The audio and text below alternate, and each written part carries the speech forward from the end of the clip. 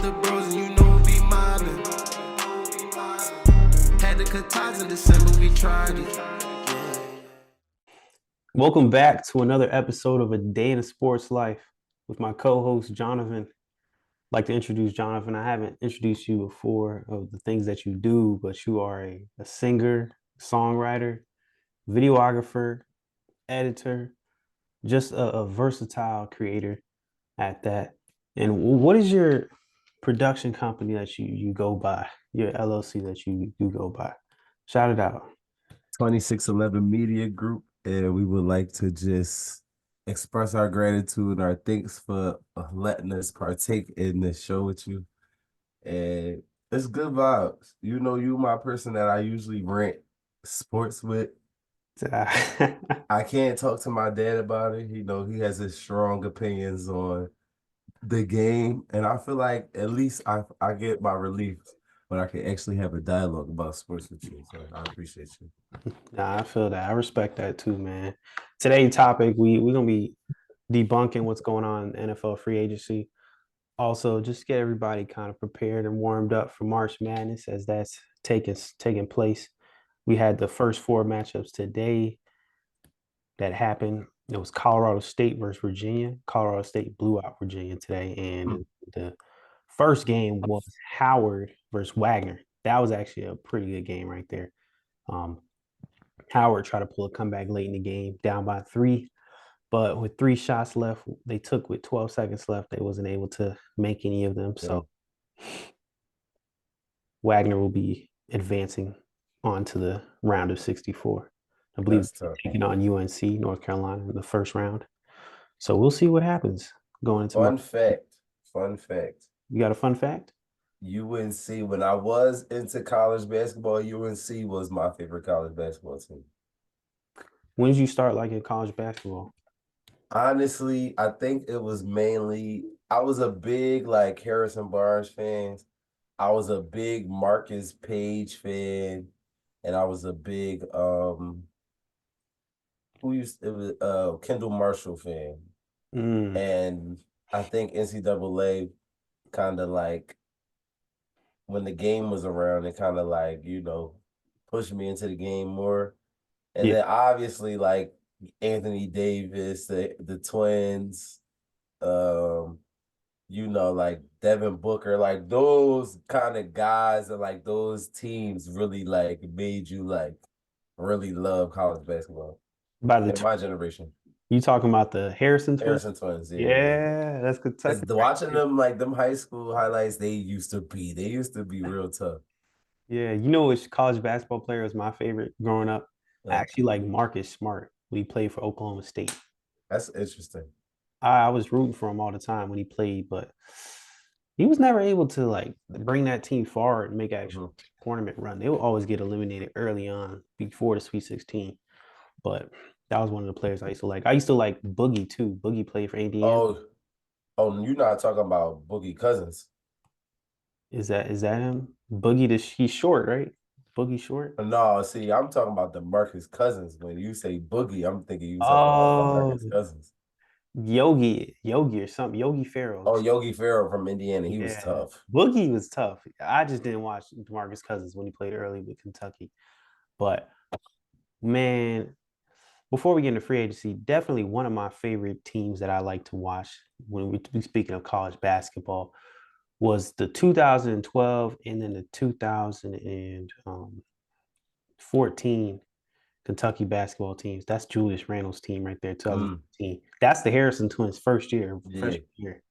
They balled out. They actually surprised. Y'all lost to Kemba?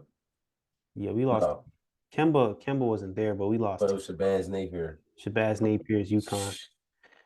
And that always gets me mad too, because man, that's my last memory of Kentucky being in a championship, losing. They got dog walk.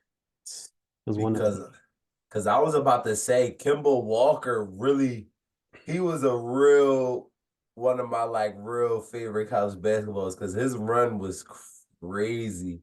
Yeah, and I used to be like, dang, I used to think he was better than Kyrie Irving, but I was fried. He said I was fried. What team he play for now? Who? Kemba? Yeah. Shoot, I think he might play overseas, okay, but I don't even think I don't know. I can look it up real quick. Damn, I didn't know that. I know Because I think he played overseas, I'm pretty was sure. he a part of Boston at one point? Yeah. Oh, he's definitely not there no more. That's Yeah, he don't play. Yeah, he's in the Euro League. damn, that's unfortunate. I ain't know But that. he probably get money though in the Euro League. So Yeah, that's true. he Damn. probably getting a lot of money. But And speaking of Boston, Boston about to make a run this year. They about to get to 60 wins. But that's another topic for another story, another episode. Let's dive into this NFL free agency. Now, this has probably been one of the craziest free agencies we have seen, like a action pack. circus show. We're talking about forget like loyalty to your team, your organization. Oh God. Packing their bags and they moving on. They moving on Good. across the borough. They taking a train to their next destination. They gone. First off, we got Russell Wilson, Justin Fields ended up in Pittsburgh, Barkley to Philadelphia, Keenan Allen in Chicago, Kirk Cousins now is for the Atlanta Falcons. Somehow Brian Burns ends up in New York. Carolina Panthers don't know what to do right now. They They lose don't know what to everybody. do. It's a fire sale over there, and they have no direction of where they're trying to Didn't team. they pick up the wide receiver from Pittsburgh that didn't block that one time? Yes, Deontay Johnson, maybe. they have Deontay Johnson. So him and Adam Thielen should be a nice duo for Bryce Young, but they got to build him a line. So I'm pretty sure this draft they should be going out and looking for either a tackle or a guard to help Bryce Young because he got sacked the most last year, and it was a very underwhelming season that he played his rookie year. Now you compare that to what CJ Stroud has been able to do, winning Rookie of the Year, Offensive Rookie of the Year with the Houston Texans. You compare these two quarterbacks and seeing where their trajectory is. You know that CJ Stroud has a brighter future, at least at the moment. But a lot of the things are building up to this year's draft with the number one overall pick. Now it's looking like it's going to be Caleb Williams. As you see, Justin Fields gets the boot. He's traded for a bag of peanuts. A 6th-round Pittsburgh. draft pick. Can you believe that? It's kind of crazy, man. But what's insane to me is that we have I don't is it a QB controversy or is it a strategic map, a strategic layout and a plan to have Russell Wilson, I guess, teach and be a mentor to this young Justin Fields. You have Russell Wilson come in for 1 year on a 1 year deal with the Pittsburgh Steelers, be the starter for 1 year. You have Justin Fields sit there on the bench. And then after that year, you either going to pick up his 5th year option or give him the boot too. But what I'm leaning towards is that Justin Fields is going to come and he's going to take the mantle right after Russell Wilson. For me personally, I let Russell Wilson start this year for the first year. And then after that, we're going to see what happens. Depending on how Russell Wilson plays, you either let him fully play out the season and then maybe re-sign him to a bigger contract, or you say Russell Wilson, we had a nice trial run, but we're gonna let Justin Fields take over from here and let Russell Wilson go find his 14. What you think? I'm thinking that Russell is definitely going to get the nod as the starter, and it's pretty much will be his job to lose. I do feel like they'll probably incorporate both quarterbacks into the game plan, at least the first couple games, because I do feel like, Justin Fields' ability to run and throw the ball still could be utilized in the Pittsburgh Steelers offense, because I feel like they didn't have a great offense last year, so utilizing every weapon that they can, getting Justin Fields into some RPO situations sporadically might add a little boost to the offense, but like you said, I feel like Wilson's definitely going to be a starter until he goes out there and plays really bad, and then Justin Fields has to play. I don't think Wilson's going to play bad, but I think it's going to be his job to lose. I understand that. And when you're looking at what the Steelers have built, they're almost changing their culture and their regime.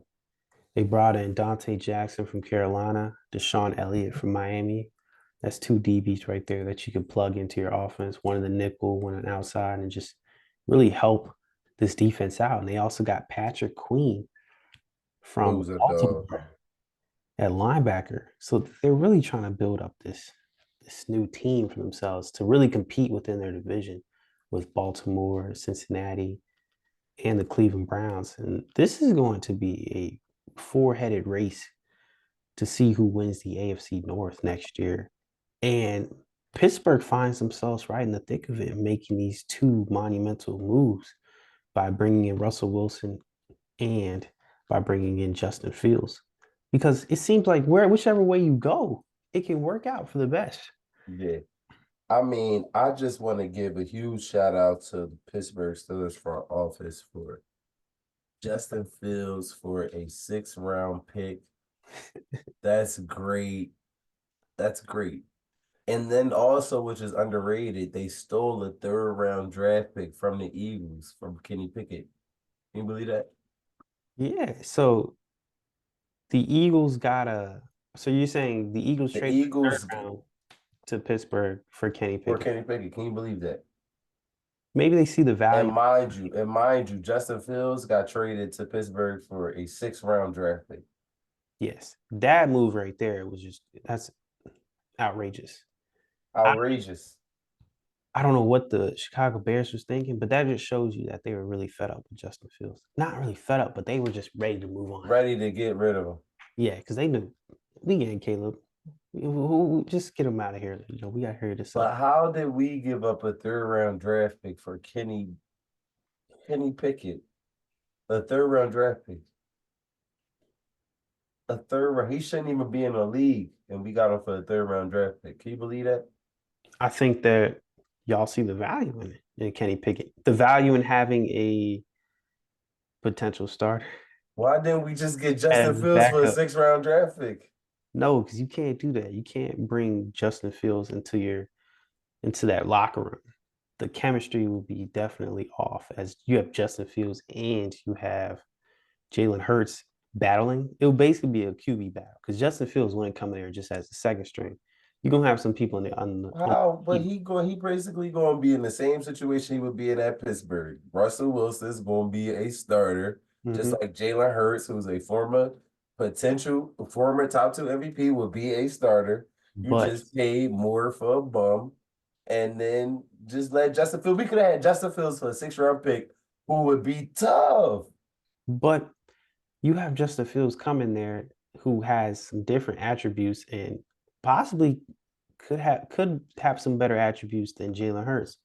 You might have some of the players on that team thinking, wait a second, we can have Justin Fields start over Jalen Hurts.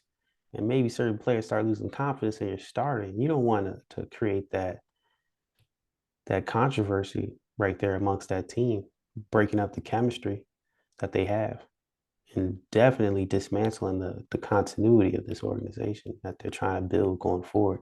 You don't want to do that by bringing Justin Fields in there because that's just going to. I can understand that angle. I can understand that angle a little bit more, but long story short, I just don't think Kenny Pickett is worth a 3rd-round draft pick. I don't think so either, but y'all need a backup. We do, because we don't have Mariota, and he was bad. He's with the Washington Commanders. Let's hope Mariota plays a couple of games this year. Yeah, because we will get a couple wins this year. A lot of teams going to get a couple wins going against Washington. I hope they get Drake May and not Jaden Daniels. Yeah, I was about to say, who is their other quarterback right now besides? Oh, they still got the bull. They traded him to Seattle. Sam Howell's going? He's with the Seattle Seahawks now. Man. Yeah. And on the other end, when you're looking at what Chicago's doing though, within this trade, what's going on, because now it seems like a 4-team trade. This whole fiasco, you got the Eagles intertwined into the storyline. You have the Seahawks in it, in a sense, because you got all these quarterbacks bouncing around. Mariota goes to Washington, Sam Howell goes to Seattle. We have Kenny Pickett gets traded to the Philadelphia Eagles. Now Chicago Bears ship out Justin Fields to the Steelers. Broncos just Broncos they just like Russell. might be looking They for Bo Nix hella later him. on in the draft. They probably gonna find a quarterback, potential So the quarterback. Broncos don't have a quarterback right now. No, not right now. Man, They got some third string as the they projected. ain't like Russell that bad. And Oh, what kind of draft pick do they have? I can look it up in a draft. I feel like they're the 23rd. That's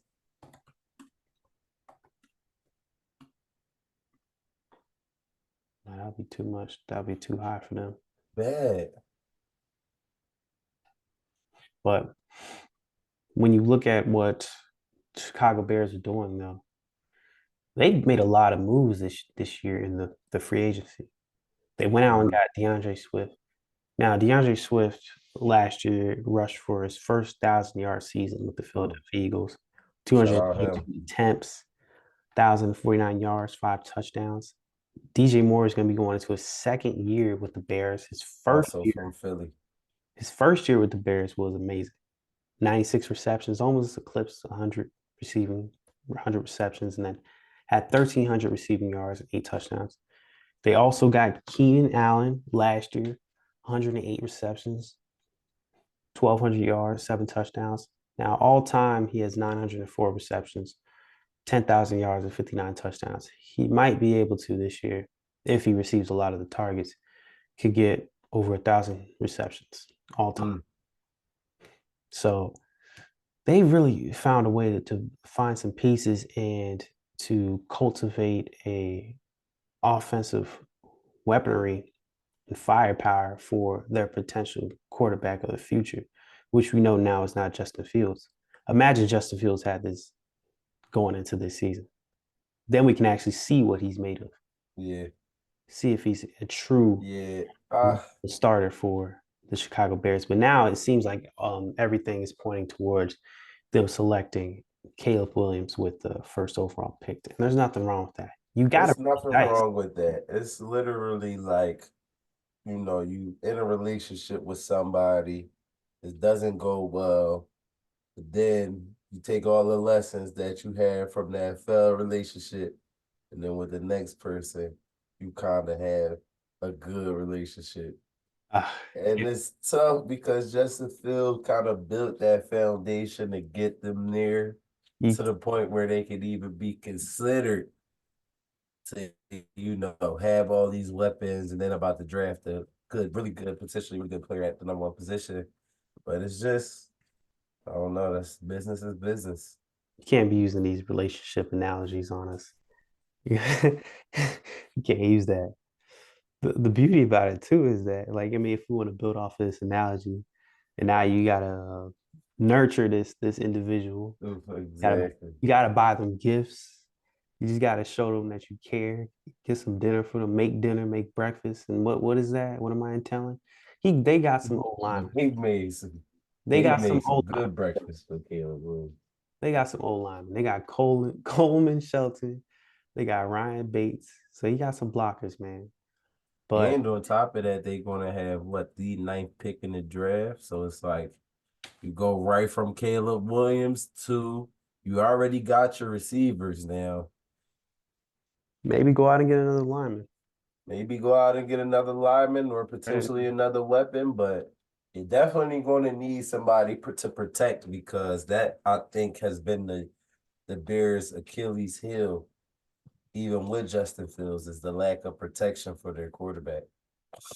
I say they follow the Seattle Seahawks formula, where in Seattle they had their two-headed horse. They had DK Metcalf, and then they had Tyler as their veteran receiver, and then they went out and got their young receiver, creating that trio, that young receiving core that they have. What about now? I feel like if there's still a receiver on the board for the Bears, maybe with the 9th pick, you just go out there and find yourself a young receiver, one that you can truly pair with DJ Moore, because Keenan Allen, he's a veteran. He has a lot of seasons under his belt, and we don't know when that tire is going to go flat. We don't know when Keenan Allen's going to receive a significant injury that's going to put him out for a long time. But not trying to jinx him or anything, but it's just sometimes inevitable with when you have these long careers as an NFL player. But it's an interesting story that's still developing with Chicago Bears, seeing what they are going to do. It all points towards Caleb Williams, but it's very intriguing as to what this Chicago Bears team can be this season, 2024 NFL season. We don't know. We're going to find out, though. And I'm very excited to see where they're headed with their future. And I'm very excited for the Pittsburgh Steelers, too. Now, listen to this, man. Guess who has left the castle? The king has departed King. Tennessee. The king has departed Tennessee. We're talking about the rushing champ. We're talking about possibly the best running back in the NFL right now. We're talking about Derrick Henry. He has finally departed Tennessee and finally hit the free agency market and has ended up in Baltimore with the Baltimore Ravens for the Super Bowl this year. This individual has had 6 seasons with double-digit rushing touchdowns. He has 90 rushing touchdowns all time. Last year, he went for 1,100 yards and 12 touchdowns on 280 carries. He's bringing that weaponry, that firepower to Baltimore, and he's pairing in the backfield right next to his quarterback, right next to the reigning MVP, Lamar Jackson. This is going to be a splashy team right here going into this new year. I'm very intrigued to see what's going to happen with them. Derrick Henry, Lamar Jackson. Oh my God. What do you think is going to happen with them? Do you think this is I'm just so happy for Derrick Henry finally on a team with a competent quarterback.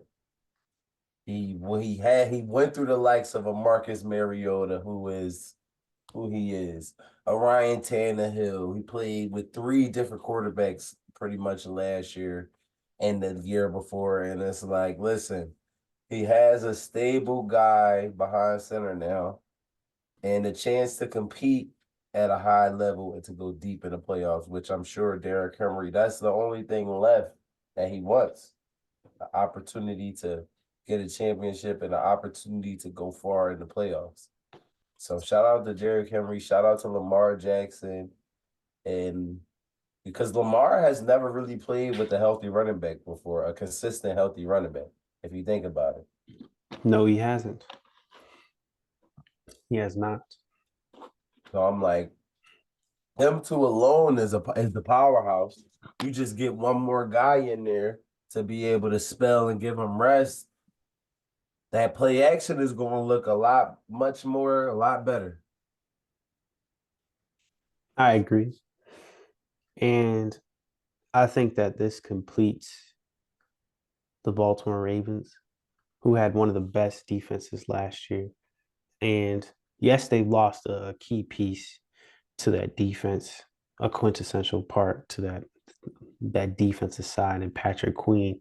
But when you look at them bringing in Derrick Henry on the offensive side, they have someone who can then take the pressure off of a quarterback like Lamar. Maybe going into the season, coach is telling Lamar Harbaugh, it's like, Lamar, we don't even want you to run that much. You We know? gonna get that thing to Derrick Henry. Now when you getting short yardage, you don't gotta try to draw up something crazy, little Q power. Nah. Right to Derrick Henry. Lean forward. Can you imagine the RPO though? Play action.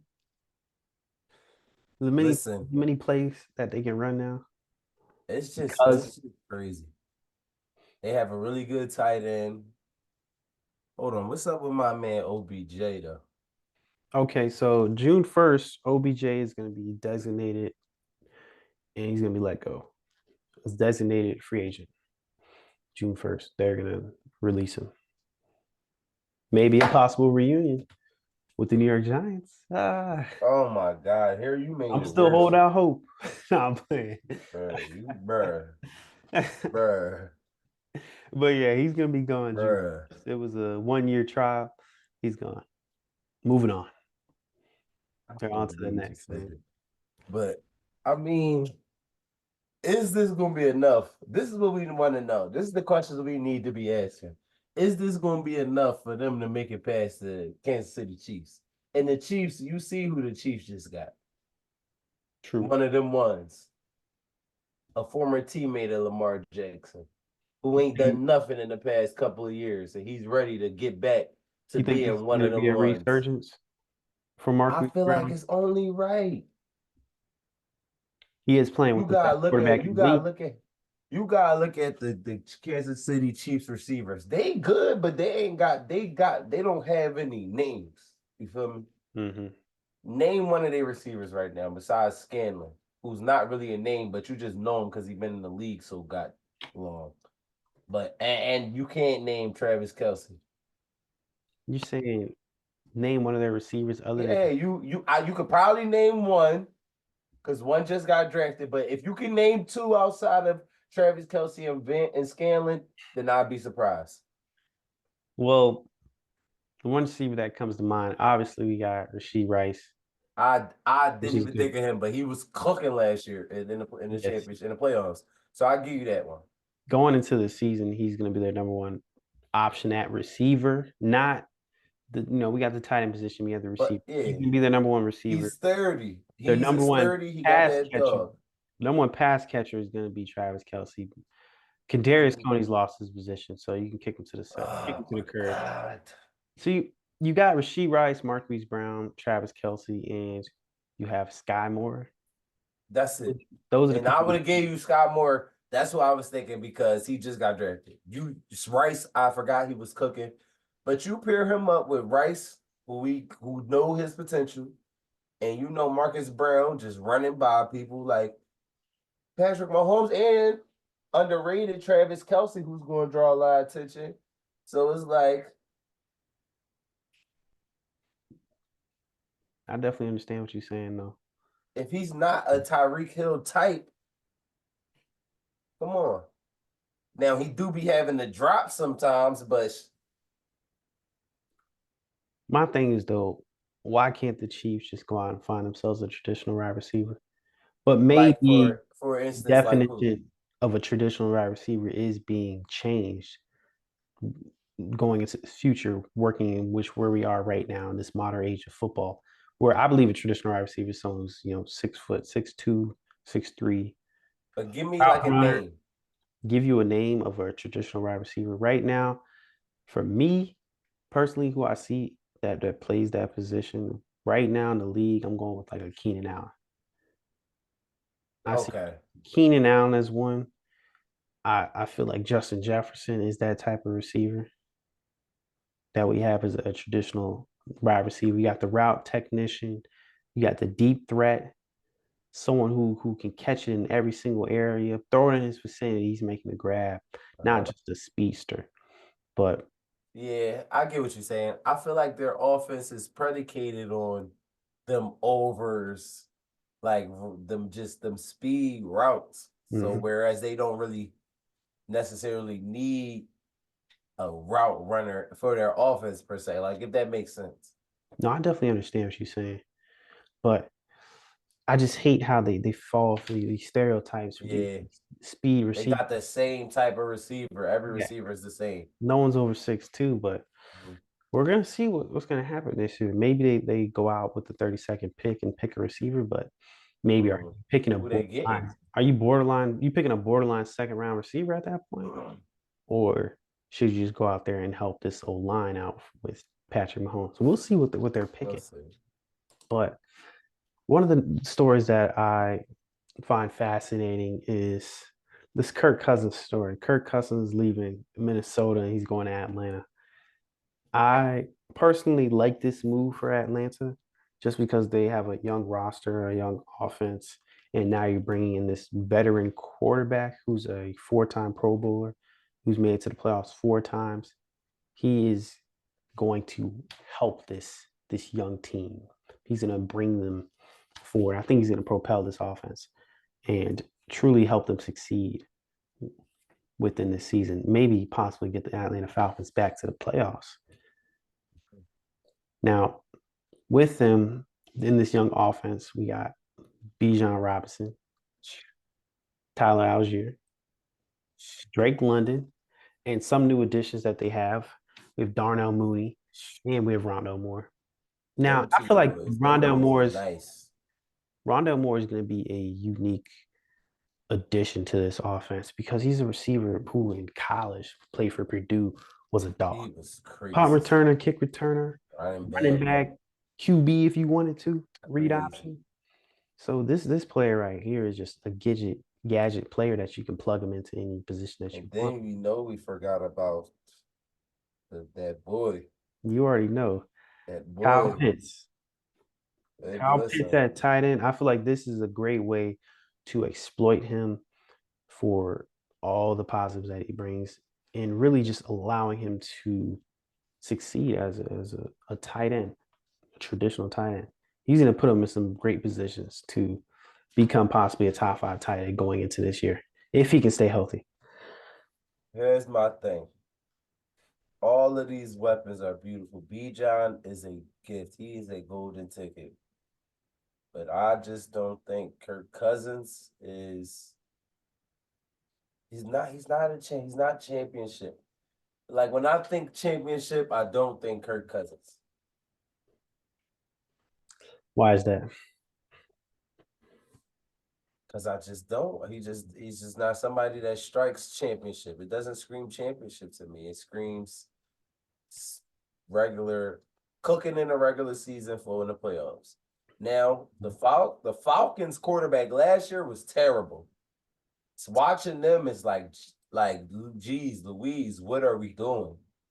Like what they were doing, what they were limited to doing, it was just bad. Their offense had no dynamic, nothing dynamic about it. It was just a stagnant offense. So and that's because of the quarterback. Exactly. So now Kirk, you can open it up a little bit, but it's like, are they going to make it far in the playoffs? But with this Atlanta Falcons team, the Falcons fans have a sense of buoyancy surrounding Cousins' arrival. Yes. I feel like he brings a level of hope and optimism to this organization. And me personally, I'm seeing that this is a small miniature Super Bowl window for the Falcons. Maybe it's a one-time opportunity. Maybe it's just this year, but it's a now moment. Right now, you have Kirk Cousins coming back off an ACL injury, ACL tear. So you're getting him in a tender position, but maybe he's coming back. This is the moment right now, this year, these next 2 years to really actually just utilize Kirk Cousins for what he is, utilize his prime, and to get the best out of him and possibly make a run in the playoffs. If you're able to block for him, you have all these pieces surrounding him to where you can make a run. You can compete in the NFC. I truly do think that they have an opportunity to compete. Yes, we got teams out there like the San Francisco 49ers. We got teams like the Eagles, Cowboys that are going to be competing with them, that are some dominant teams on that side. But we're dealing with the NFC side there's a big question mark surrounding who the actual contender is, who is the one who's leading this conference. You can circle it in and say it's the 49ers, but we'll see. It's always a question mark every year. 2 years ago, it was the Eagles. Last year, it was the 49ers. We'll see who it is this year.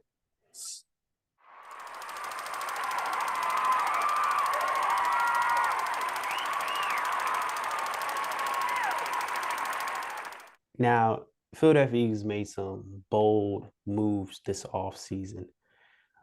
First, signing a division rival running back in Saquon Barkley. They signed him to a three-year deal. Man, I don't know what to be pissed off with the Philadelphia Eagles or to be pissed off with the Giants organization or to be pissed off with Saquon Barkley for choosing the Eagles. Well, listen. You know he has some animosity towards us.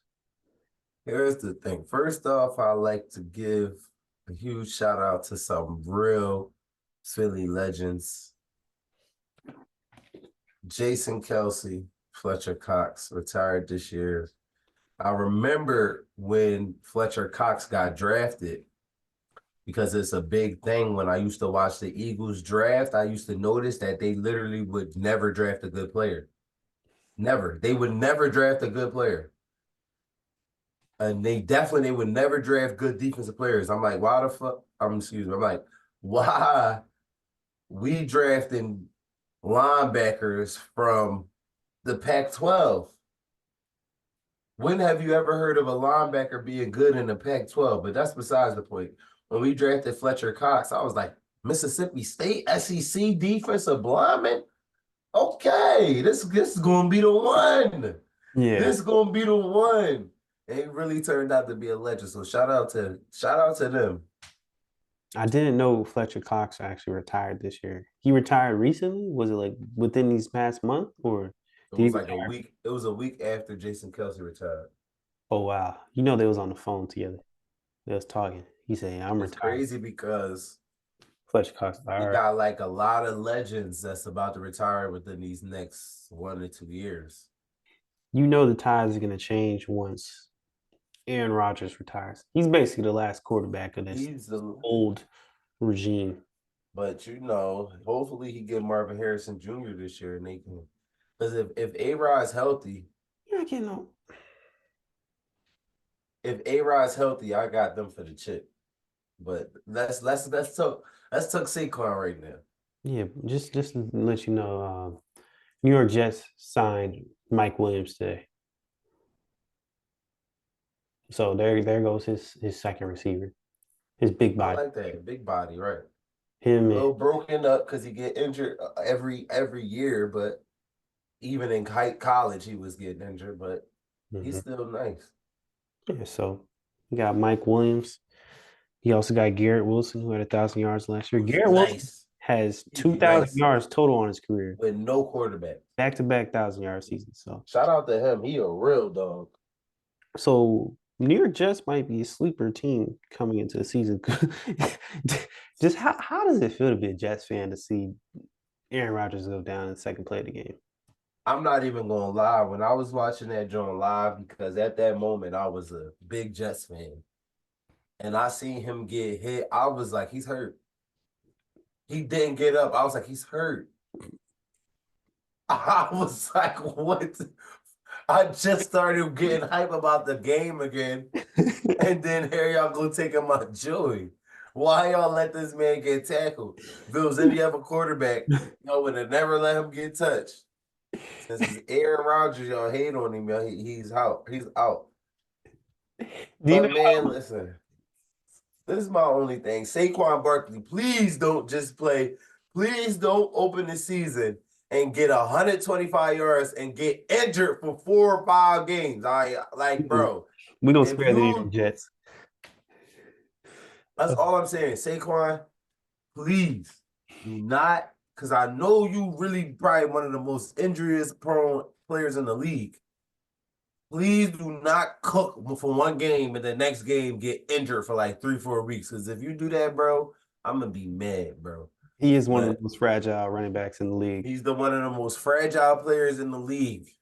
Not because we ain't even gonna talk position. We're gonna talk in the league. But Saquon, he from PA, so he had to come. He had to be an Eagles fan.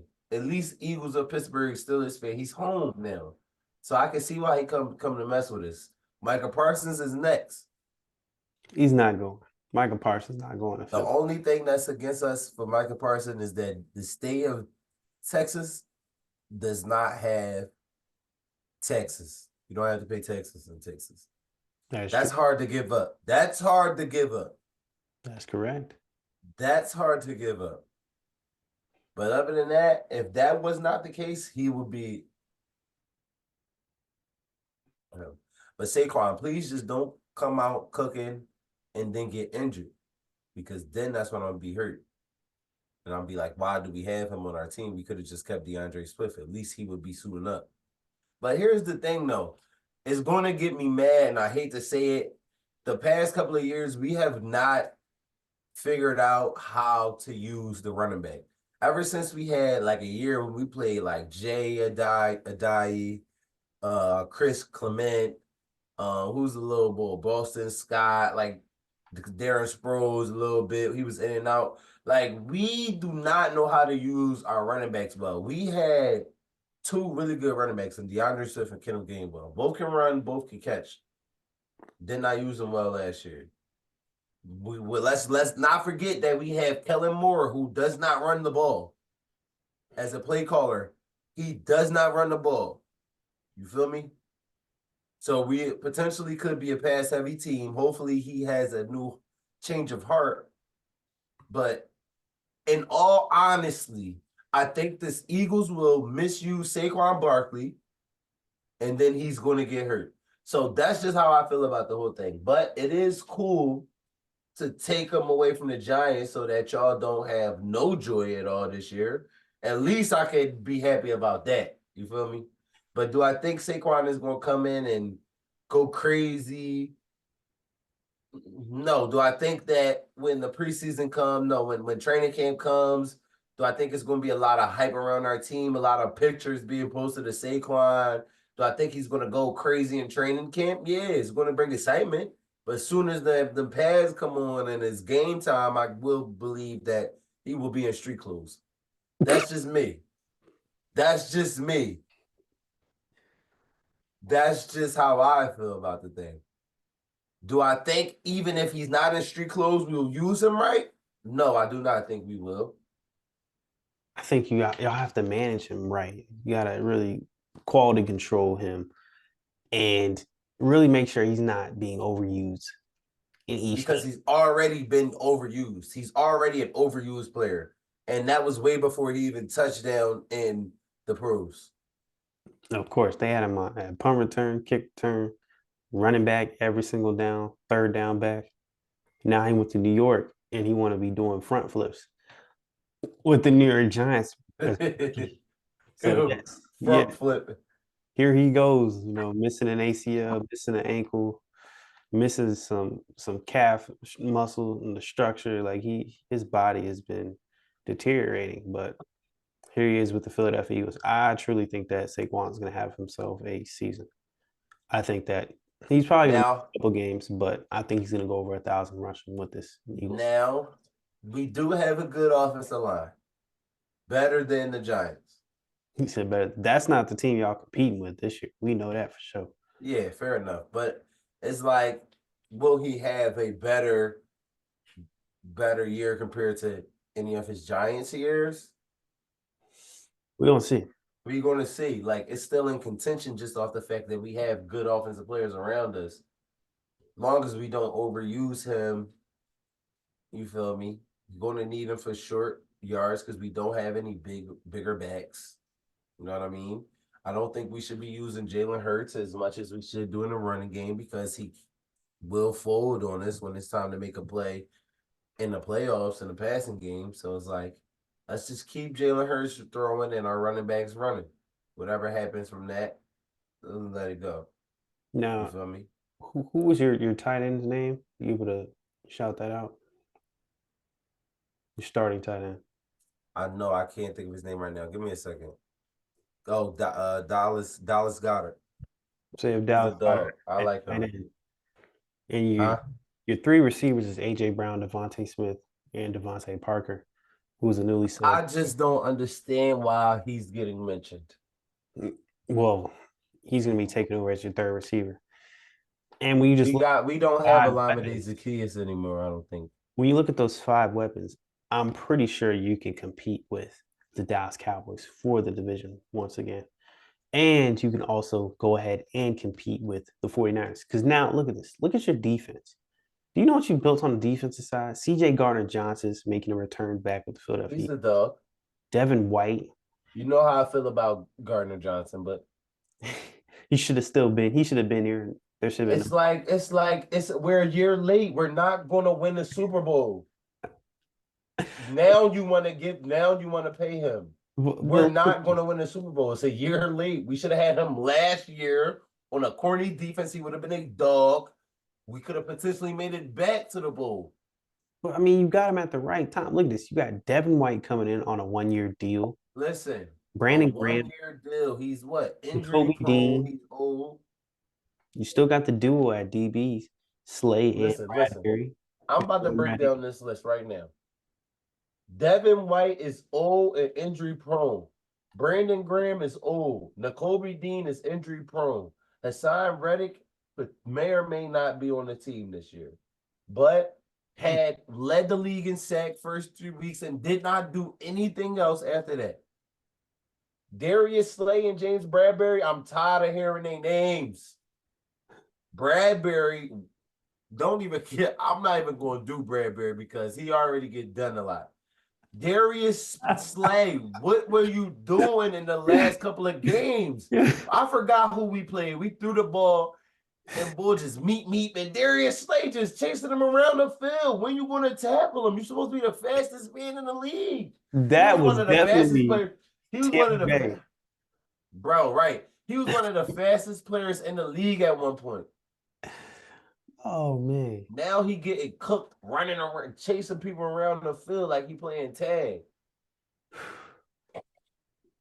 Not Jordan Davis, I like Jordan. I like his talent, but listen, Jordan Davis. Can you get on the field? I barely see you. Why? Why do I never hear him being talked about? I've heard some reports on him. I've seen him enter the field. You've heard some reports on him. He's too big to hear some reports on him. You need to hear all reports on him. He needs to be mentioned all the time. You know what I'm saying? Yes. N'Kobe Dean, when are you going to play more than 4 games for us? Shit. Brandon Graham, 1 year, veteran deal, going to retire next year. Devin White, injury prone. Please play a whole year. Listen, I'm not even gonna lie. I remember when the Eagles picked up Kevin Byard that first game. I'm watching. I'm like, what are you doing on the field? Why are you not making no tackles? And now what are you doing? You're playing bad. Now he's playing with the Chicago Bears. So what do you think? It's a facade? What I'm saying that the Eagles are building this juggernaut team. You think that's false? I don't know why you say juggernaut team, but this is all I'm going to say. A.J. Brown, please don't start crying this year. Jalen Hurts, I need you to do something when it counts. Like, please, I need you to do something when it counts. The defense, we have no linebackers. Let's not even talk about the linebackers. But listen, this what really hurt me last year is why did I see Darius Slay getting cooked? That's how I knew. That's when I really knew he was done because Darius Slay is like a premier athlete, one of our best defensive players, hands down. Speed, he's a dog. He is getting cooked. Chasing people around the field like it's tag. I understand that. I definitely do. So there is a lot of optimism surrounding this Philadelphia Eagles team who came off a first round versus the Tampa Bay Buccaneers. And you called it too. I remember that leading up to the game, you was like, just know we're going to lose. I didn't think so. Lose. We suck. I didn't think so. I thought you guys were going to make it to the NFC Championship game again.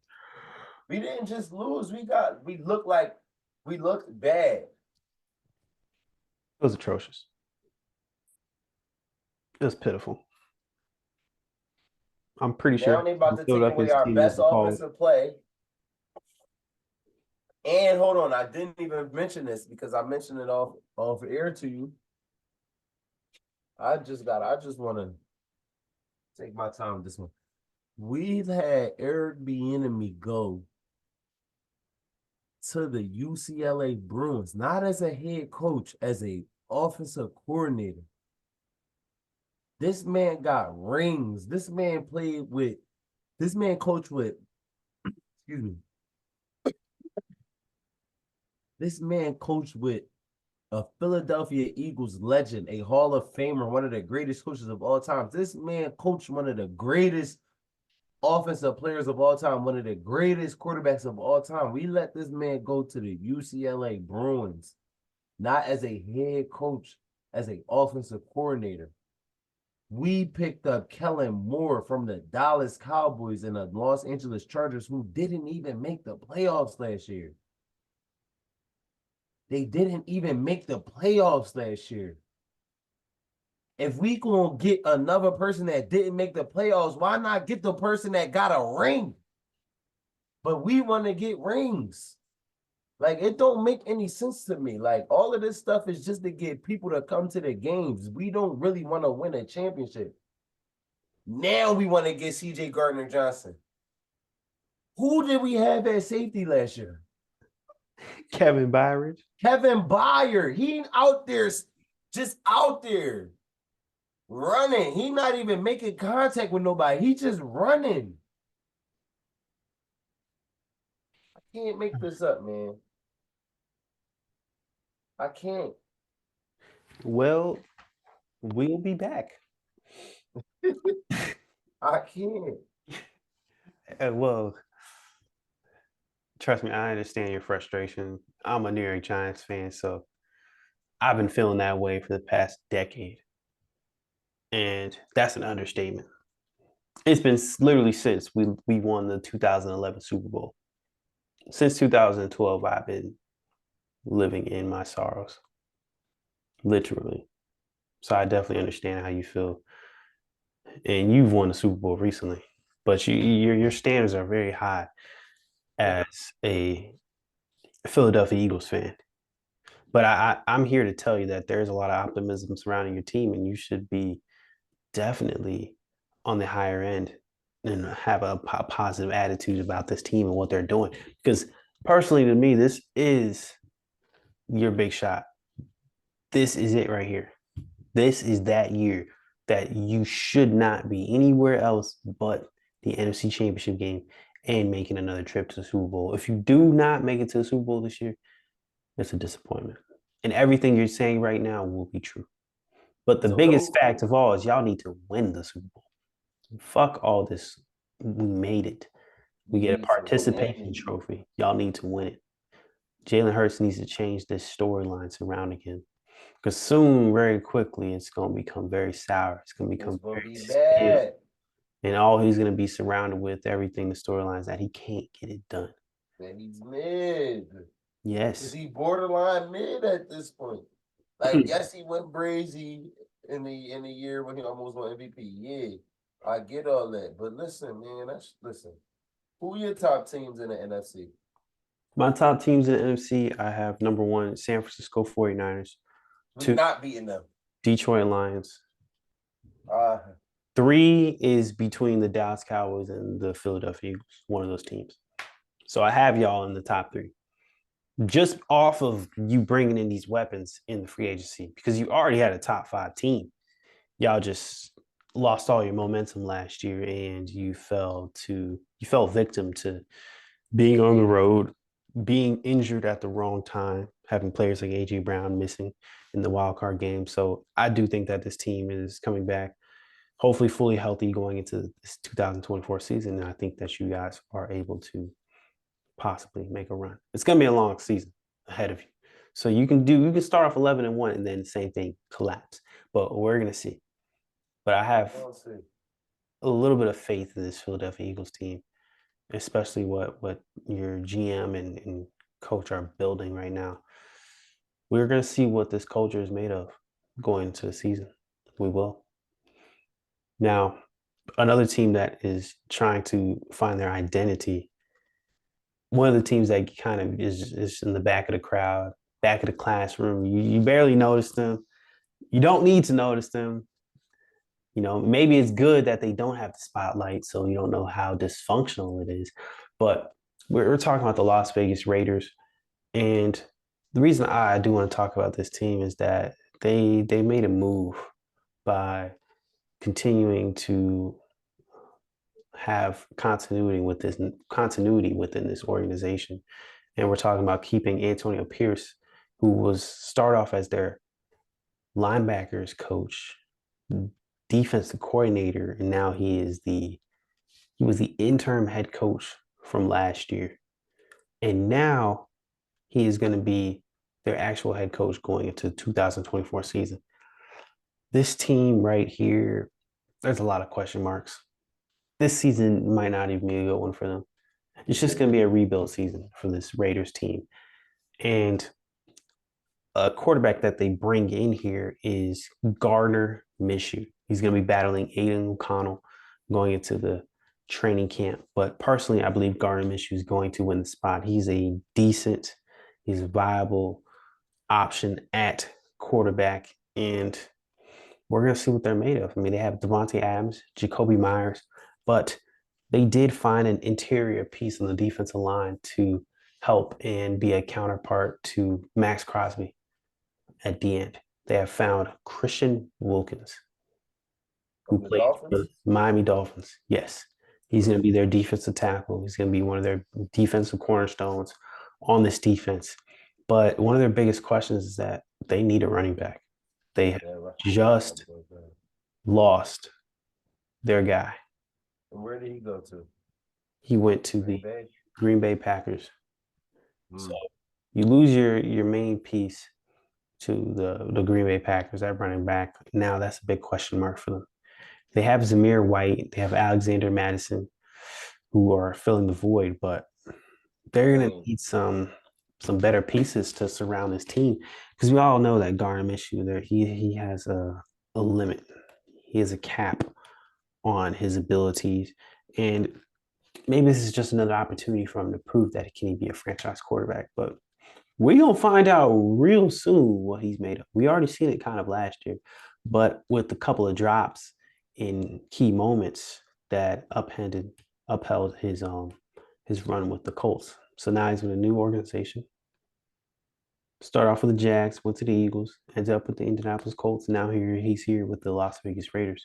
So we will see what the Las Vegas Raiders can do. And this is not a team that I think is going to be very splashy, but I am raising my eye at them just to see what they're trying to build over there.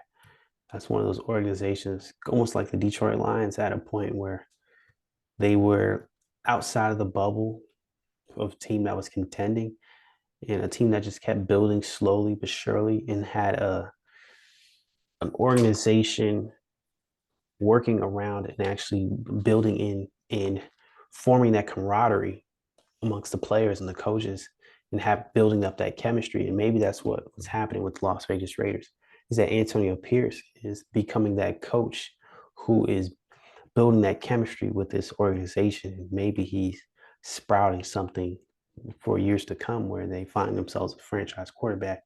And we're going to be talking about the Las Vegas Raiders being that team, being that new dominant dark horse team. But we'll see. It's a bold prediction. Shout out to Gardner. Shout out to Gardner Minshew. Took his team to the playoffs last year. Now leading them in a position, got himself in a position where he can now start for a team and really be on a team that's going to allow him to continue to grow and continue to show his talent. Now, he didn't make it to the playoffs, but you could count the Yeah. He didn't make it to the playoffs, but he was a play away from making it to the playoffs. You can count that Week 18 matchup as a playoff match. A little playoff game. It felt like a playoff game. It really was. It really was, though. It was that like the precursor to the wild card weekend. Yeah. So I understand what you're saying. I think that he did pick up where this Colts team left off, losing Anthony Richardson early in the season. He came in and surprised a lot of people. Jaguars was supposed to be in the playoffs, but here you go. You got the Colts battling for that spot with an opportunity to make it. And they, like you said, was just a play away. Maybe they should have left Jonathan Taylor in there. They probably should. They probably should have, but things happen. They'll learn next time to keep their best player on the field. But one of the teams that definitely underperformed towards the end of the season last year is the Miami Dolphins. And they started out pretty hot last year, winning a lot of games. But the biggest story for the Miami Dolphins was that they were never able to win the big games. They were never able to beat the teams above 500. Their only matchup they've won over 500 was against the Dallas Cowboys. Another team that's disappointing. But you look at what they've done, there was a lot of highs, there was a lot of lows. They found some new pieces. Tyreek Hill just continued to dominate once again. What's his name? Devin Achane at running back, Devon Achane, him and Raheem Mostert, both of these running backs that they found themselves a duo. Tyreek Hill, Waddle, they have a new duo. This Dolphins team is very interesting because they have a really good team, or at least they have a lot of potential. And last year, in their last two games of their season, the last regular season game and the playoff game, they folded to two teams that they need to beat if they want to get to the AFC Championship game. They want to get to the Super Bowl. They lost to the Buffalo Bills and they lost to the Kansas City Chiefs. And the biggest thing that spelled a disaster for the Miami Dolphins was their deficiency, was their inability to stay healthy throughout the regular season. They lost numerous of players throughout the season due to injuries on the defensive line, linebacking core, just everywhere around that defense and offense. And they never play with a full roster every single time they win. Never play with the true stars, the true 11 stars on both sides of the fields. So now here they are bringing in new pieces to this organization, to this defense, and to this offense to help them out, to just to have that depth. New pieces as in Jordan Poyer from the Buffalo Bills, Kendall Fuller from the Washington Commanders. These two safeties are going to come and fill in. And now you have that secondary, that back piece that's going to help out your Jalen Ramsey and Javon Holland. I'm really liking what this new secondary is looking like. I got a name for them too. I call them the patrollers of the sea and defenders of the aquatic land with this secondary. And now you also have pieces coming back in Bradley Chubb, Melvin Ingram, and you have the newly acquired piece in Jordan Brooks from the Seattle Seahawks. That's probably my favorite pick right there. And coming back off of injury is Jalen Phillips. So when you have this defense, who is matching the intensity and the efficiency of this offense, we might be seeing a Miami Dolphins team that's going to be very scary going into the 2024 season. Now, do you think that they can pose a threat for any of these AFC teams, any of these AFC foes, and the Bills, Ravens, Bengals, Chiefs? Do you think that they can possibly make a run? Sadly, I don't think so. I think it's going to be the same similar year. It's like it's going to be hard to beat those teams that they are supposed to beat. I mean, that they need to beat in order to take that step forward, meaning the Ravens, meaning the Chiefs.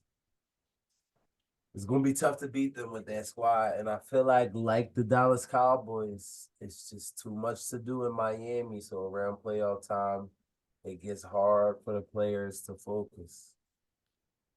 With that being said, it's like I love Tua, but is he going to play better than Joe Burrow? Is he going to play better than Patrick Mahomes? Is he going to play better than Josh Allen? Is he going to play better than Lamar Jackson?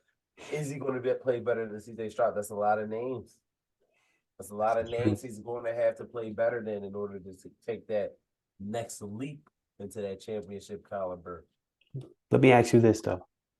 Is it a Mike McDaniels issue or is it a Tua issue? I love Mike McDaniels, and I really had a lot of positive things to say about him prior to that last playoff game, in which they looked really bad. And honestly, They look horrible. They look bad. Like in terms of getting their offense started, I don't know. Maybe they overcomplicated the things. Maybe they just didn't have the guys. Maybe it was too cold. Maybe it was too cold, and it's like no matter what, you're still gonna have to deal with that coldness and the next time around this season because Miami's not going to have home field advantage. Shit, me. They don't have an opportunity next year. They had an opportunity last year. That's their fault. They went from playing in 80-degree weather to playing in -10. That's their fault. That's bad. That is so bad. That's their fault. Like, you can't even think about the game at that point. You just literally think about, dang, we could have been playing at the crib. Now we playing in 10-degree weather, and it's like that in itself. Just thinking about that the whole game. I used to hate playing in like snow or like stuff like that. And I remember one game I played in middle school. It was like raining, it was sleet, and it was hailing. And they No. started letting players go home during the game. They Wait, kept wait, me in wait, the whole wait, game. I'm like, wait, why I'm still in the game and y'all letting everybody else go home? I want to go home wait, what too. you mean? Y'all And I was was in middle players school. go home during the game? Yeah, but like not like in the beginning, but it was like at the end. Like we was beating the team bad type shit. So they just was like, yeah, y'all can start going home. Like some of the players, selected players. I'm I gonna be played the honest with whole you. fucking game. But If I was on the other side and I was watching players walking off the field while we get our ass whooped, they got the third team in, I'm gonna be disappointed in my so own I'm glad team. they did it. That's We crazy. was good though. My middle school team, we was really good though. So. Yeah, y'all was good. But the other team was ass. Sit there and watch y'all walking out the field, going to the locker room. Players in the locker room have undressed. They still out there getting their ass whooped. Come on. That's I wish they told me to go home. Shit, I would have. that's disappointing. Damn. Man. Well, me personally, I think this Dolphins team, there's a lot of potential. They got to play in Miami when it comes to January, but we'll see if they can actually do that. We'll see if they can keep up with the AFC because as far as it looks, there's 4 teams that's contending for a divisional championship spot and 4 teams contending for a playoff spot in the AFC North. And first of all, they got now a new team emerging within their own division in the New York Jets. So we're going to see what's going to happen with the Miami Dolphins. They got a lot of pieces that they're bringing in. Jordan Poyer, Kendall Fuller, Jordan Brooks, but can this team stay healthy? Can this team work together and build something special? We'll see, though. I do appreciate anybody who has tuned in to episode 5 of A Day in the Sports Life with my co-host, Jonavin. We've talked about the free agency fiasco, and I hope everyone has a nice rest of the week, nice weekend. I'll be going hiking. I'll be out in the forest on Friday, shutting off the social medias, turning off the Wi-Fi, Okay. being outside in nature, enjoying myself. Man, what you gonna be doing this weekend? Got any projects? I'm gonna be working on, first of all, trying to get my Southwest content Okay. out the way. So I think when I wake up today, I'm gonna just finish one piece of content, probably post it, go to the next piece of content, Mm-hmm. and then just keep going from there. I don't even know, bro. Honestly, I just hope that I feel rested at some point. That's Yeah, just it. man. Yeah, you definitely got to get your rest. It's imperative to get your rest. It's essential for everyone to try to get between 6 to 10 hours of sleep. Definitely. But I'm going to leave Jonavin's Instagram information in the description. So definitely give him a follow on Instagram and YouTube. The YouTube link will all be there in the description. This is A Day in a Sports Life with my co host, Jonavin, and we are out.